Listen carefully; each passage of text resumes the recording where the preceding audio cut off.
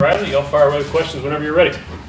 Garrett, I guess you did this last year, installing an offense. Can you maybe share some of the differences, maybe, given that you had some of the, you had Coach Dykes there a year ago, whereas this is, I guess, essentially just you doing it?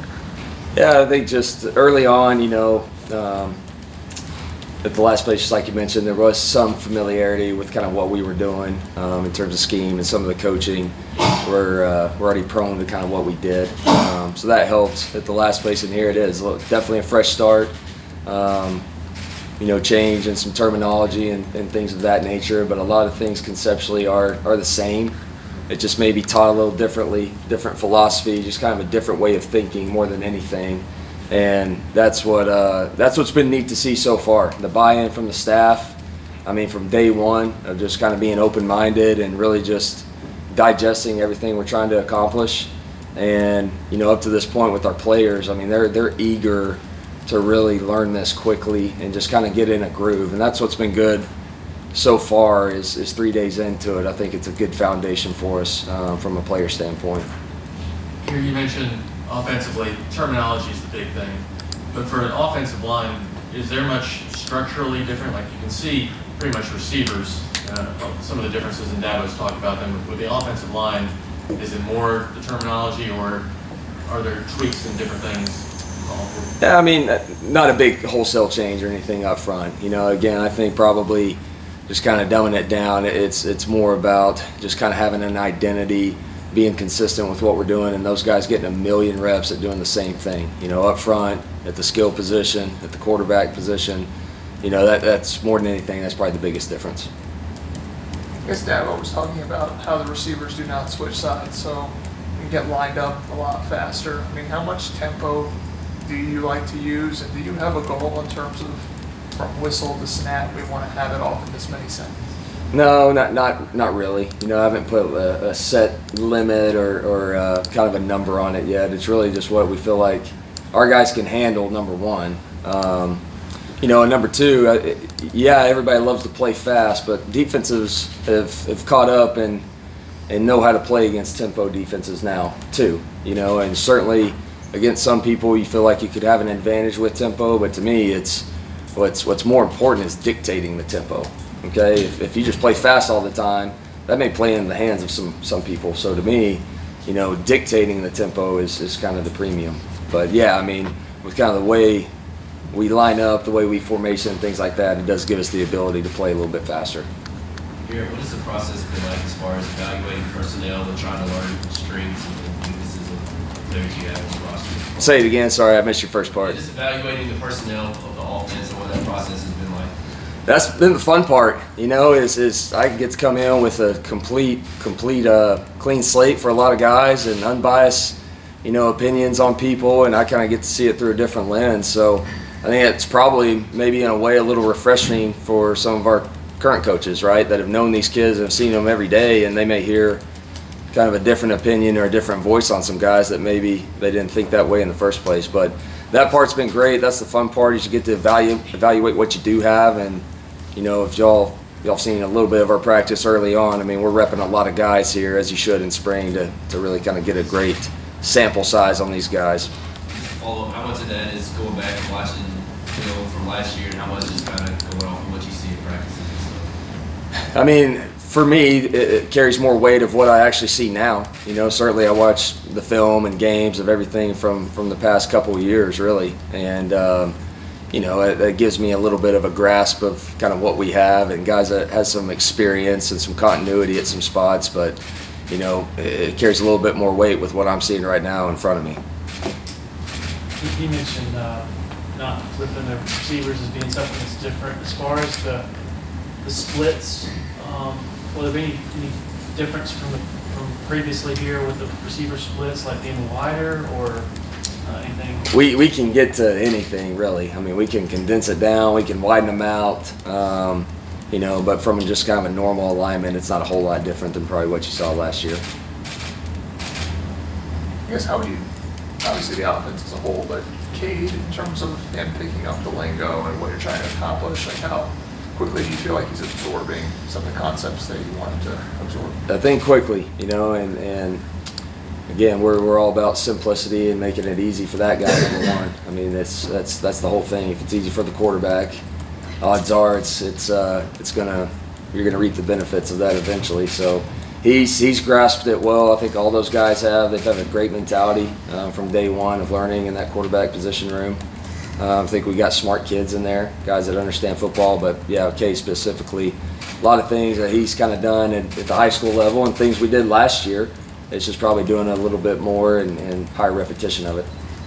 From your perspective, did the immediate buy-in from Cade and others as well come from the simplicity that you're referring to? Because he was just glowing the other day when he's talking about how much fewer plays there are compared to last year's plays they were taking to a game. Sure. I mean, I'm sure that gives him some comfort, of just in 3 days into it, of having a pretty good grasp of going into a practice and just having some confidence with what you're doing at an early age or an early stage of where we're at offensively. That's a good thing, right? And I think that's probably the biggest thing with our quarterbacks right now is, may not be executing it great right now in 3 practices in, but in terms of mentally where we're at, they've got confidence with what we're doing. And so that's a testament to our kids. 3 practices in, can you just assess what you've seen out of CV so far? CV, yeah, he's a talented dude. He's a big kid now. Fun to watch, eager. Mentally, he's a sharp kid. I mean, it's all kind of going fast and new as you would expect for a young quarterback, but the guy's not phased. You know what I mean? I mean, he's a very poised individual, and so, skill set wise, there's a lot to love about him. But he's had, like I said, he's been a poised guy early on, which is a good sign for a young quarterback. Noble Johnson, how familiar were you with him from Texas recruiting and just kind of what you've seen from him so far? Yep, I've known Noble for a couple years now. I've watched a lot of his film and his games and seen him in person, and so he's he's one that's getting a ton of reps right now, and physically he's a gifted guy, and so we just got to kind of bring him along, and he's already made strides here in just a couple of days. From day one, you can already see some improvement. So same thing, he's an eager individual, but physically gifted. As far as not flipping receivers, I guess what do you feel like that gives you on offense? I know Dabo talked about tempo, but is there more to it to not? Yeah, before tempo, the biggest thing is you just get guys in the same spots and they do things over and over again, and a guy can master, if he's on the left side, he can truly master catching the ball over this shoulder. You get a guy on the right side all year, all day long, he gets to become where he's a master at catching over this shoulder. So things like that where they just do it over and over and over again, and they're not flipping all the time and getting used to a million different things, and so there's some comfort level with just kind of being in the same spot a lot. So yeah, that just kind of goes back to old principles of what I learned at an early age. How much does it take away when you have so many guys out, particularly at receiver, from your sort of installation and what you want to get done? I mean, install-wise, really not much. I mean, we're going to put in what we need to put in for the spring and just kind of get a base foundation of, accumulating great tape for us to move forward into summer and into fall camp and all that. So, I really don't care who's out there right now. We've got guys that need to get reps, and there's things we need to get installed and things we need to get good tape of, and then we can build off of that. How much of the offense will you have installed by the end of the spring? I mean, if I had to put a percentage on it, I'd say probably 80 to 90. I mean, pretty full amount. And then you always see where it goes. You know what I'm saying? You put in your base install, and then you kind of see what you're good at. That's what we're trying to do as coaches. That's ultimately one of our goals on offense is we got to be able by the end of spring to identify kind of what our strengths and weaknesses are. And based on that, that's what we'll go into fall camp with. Based on that in fall camp, that's what we're going to roll with in the season, and we're going to live and die kind of with that. Okay, you mentioned there was a game last year where there were 80 plays on the call sheet going in, and then he said he was guessing maybe around 30 for you. Do you have an idea of how many? You may not want to give that exact number away, but do you have kind of an idea of? Yeah, I mean it's not 80. It's not 80. So yeah, I mean, just whatever we feel like we need to carry. But for us, you know, for what we do, less is more. And you know, like I said, we'll just kind of see where we're at and what we feel like we need to carry. But if we can trim it, we're going to trim it. What is it like with all new position coaches? You're trying to mesh with them and them with you. What's that process been like? It's been fun. You know, it's a challenge because you're just teaching new personalities and you're you know, teaching new stuff and all of that, but all the while you're trying to build some chemistry and build some camaraderie in the room and all those things. But that's what's fun about what we do. You know, I mean, that's a big reason of why all of us got into coaching is because you love that part, right? You love to be a part of something, be a part of a team. So that's kind of what we have in our unit meetings with position coaches, and so that's the fun part. You're teaching a lot of things that may be new to some people, and you know, I think that's always good. It's kind of a freshness about it, and now all of a sudden I'm hearing from these other guys that bring fresh ideas too, things that I haven't really thought of in the last couple years or whatever. So I just think for kind of all parties here, there's really good, you know, kind of brainstorming and conversation going on with all this. I guess how helpful is Kyle Richardson? And he's a guy in the high school ranks. He ran an air raid offense. Does he have a lot of similar ideas or philosophy? If you guys mesh that way? Yeah, no, Kyle's been great. Yeah, he's got some familiarity with it, you know, at his high school days, and he learned a lot of this from Hal Mummy when he worked for him early on in his career. So yeah, there's kind of a common ground there, right? But Kyle's been great. He's definitely someone I can bounce some things off of, and you know, I've already kind of developed that relationship that way for sure. How important is mobility with offensive linemen in the system that you have? As far as changing their positions, is that what you're asking now, or more Just movement? being able to do gap, you know, get outside Yeah. gap stuff. Yeah, I mean, at the end of the day, you want big people, right? But yeah, the athleticism gives us some things where we can get on the edge. I mean, you just see with defenses nowadays, last several years, a lot of people try and cut up the box and junk it up a little bit. So if you can get some people that do have mobility or versatile, you know, it's certainly going to give us some advantages in the run game. You know, we've got some athletic guys up there. I mean, we have some big human beings in that room, and Coach Austin's done a good job with them up to this point. But, you know, there's some versatility up front that I see already. Would you say the past few years what was the breakdown in your mind of zone versus gap? It's a rough. It's been different the last couple of years with each team. Each team's been kind of different, but you know, I'd say we've probably been a little bit heavier zone just altogether than the gap scheme stuff. But you know, last year at TCU, we were probably a little bit better gap team with those guys. So just again, kind of depends on what we're good at and what we feel like we have. But I would say we've been a little heavier zone just the last couple of years. You know, and Clemson's had a great run, had a great, you know, statistical run last year with inside zone. So it's something that I know we have a lot of confidence here, and we've done it well for a long time here. State of Texas traditionally hasn't been a huge recruiting footprint for Clemson. They've gotten a couple guys the last few years. What has it been like for you, having recruited the state for several other schools, to now go in on Clemson's behalf? It's pretty cool. Yeah, it's pretty cool to wear that Paul. There's no doubt. But yeah, it's you know, those a lot of people in Texas, I think, have a great respect for this brand and what Clemson's done, certainly the last decade, and so I think there's a lot of, like I said, a lot of respect out there in that state for Clemson.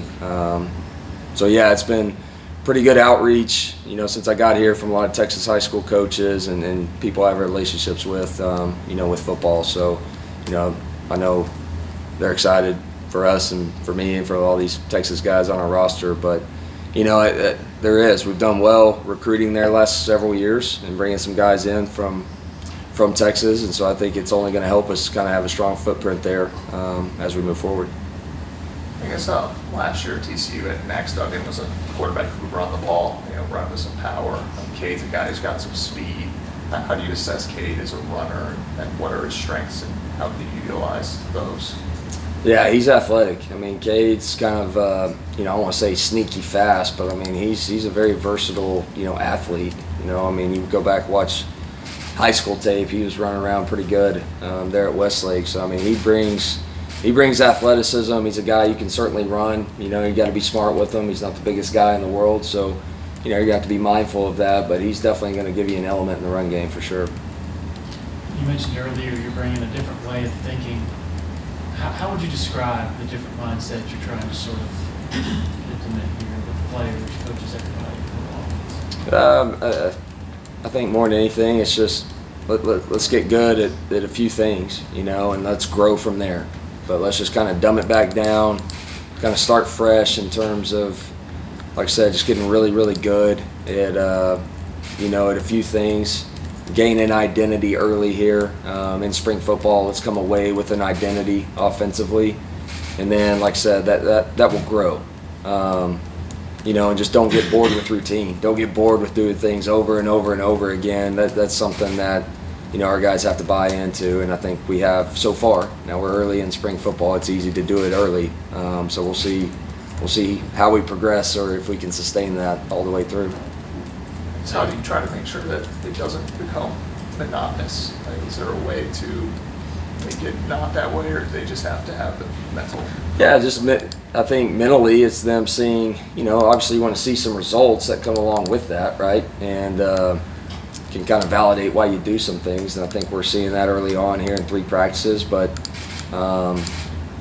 you know, and then the other thing it does too, it allows you, when you do so few things and you just do it over and over again, well, now all of a sudden you can move players around and they know what to do.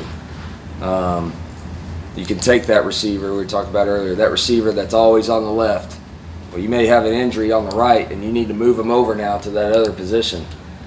Well, because you're doing the same stuff all the time, that receiver knows what to do over there just because you've done it over and over again. He has seen it on tape over and over again. And so now that kind of gives you some flexibility to move guys. You know, so I think that's kind of another part to it as well. What type of success have you seen in the last 3 days that has sort of instilled that confidence? I've been proud just operationally, you know, I mean, getting the call, getting lined up, people in the right spots, those are always things you worry about kind of early on. You know, we really started well that way on day one, and that was, I don't know if surprising is the right word, but I was pleased about that after seeing it from day one. So I just think operationally, that's the biggest thing, number one. Number two, I mean, we're running around, you know, I mean, we've got guys that are hungry and laying it out there 3 days straight. That's tough, you know, especially starting out with a new system and new installs and all that stuff. So I just think our speed, the way we get lined up, and then operationally speaking, that's been definitely a plus and a positive so far. I know you talked about the quarterback some. Is there anything else personnel-wise that kind of stands out about the offense? Yeah, I mean, obviously our backs, you know, those couple guys back there, and then a couple, you know, kind of reserve guys that are going to be fighting for depth. You know, there's been some nice flashes between a couple of them so far. Tight end room, you know, you've got versatility there. You've got quite a bit of athleticism in that room right now, you know, and so that's been good to see. That's been good to see in some of the passing game and the running game so far. So I think some of the versatility and the variety we have, you know, at the tight end position and in the running back room, has been a good sign so far. Talk about some of the bodies in the tight end room. Jake Burningstool, have you had a guy that profiled like him, or is he unique in terms of? He is unique. I mean, I've been around some similar types to him, but he's very athletic. I mean, he's got a lot of range to him, and then he can really run. You know, this is a guy that can really run, and so he's going to present some matchup problems in one-on-one situations. There's no question about it. You know, Sage has done a nice job getting him back. I know he's been injured, but getting him back and seeing some of his physicality early on has been good. And then Sap's made a couple nice plays here in the first couple of days. You know, he's athletic. He weighs more than you think. He's almost 240 or something. You know, and so he's one of those bodies that you feel like you could probably do just about anything with. You know, he's strong enough to hold up in the box, and he's certainly athletic enough to be displaced or flexed out. I guess how creative can you get with a guy like Will Shipley in terms of his ability to run, but also as a receiver?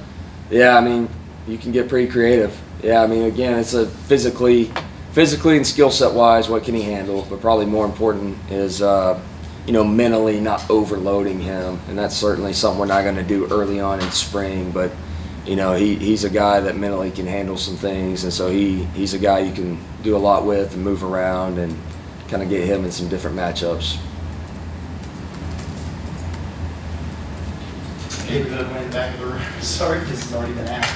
I see a lot of new drills, and I see that you're very intentional about some of the things you can do. What does it mean that Coach Sweeney kind of allows you to bring some of the stuff you've used in the past and incorporate it into what you're doing? And how important is that to you to kind of teach you a way?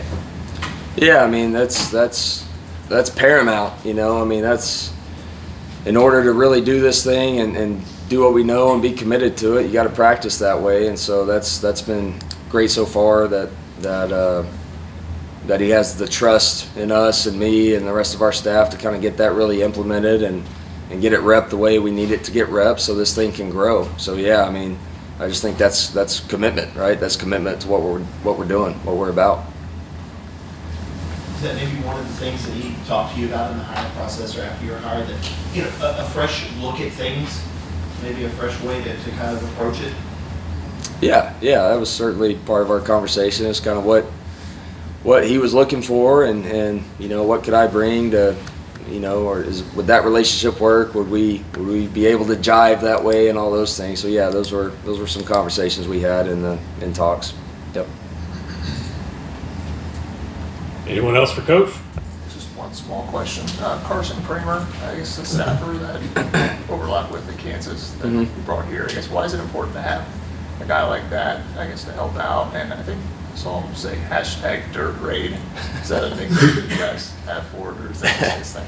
Yeah, I mean, you hear air raid all the time, and so we got to give the O-lineman and the running back some love at times on that. So when we're on the ball, it's just kind of a little inside joke, I guess, with some dirt raid. So no, he's been important. He was a good addition for us and for me of just kind of having some continuity there, and just another person that's been familiar with what we're about, how we practice, how we game plan, how we break down, just all those sort of things that go into this of just having another voice that way to really just give me somebody to bounce some things off of that I know has been through it before and knows how we practice, knows what it's supposed to look like. So he's brought a lot of value already.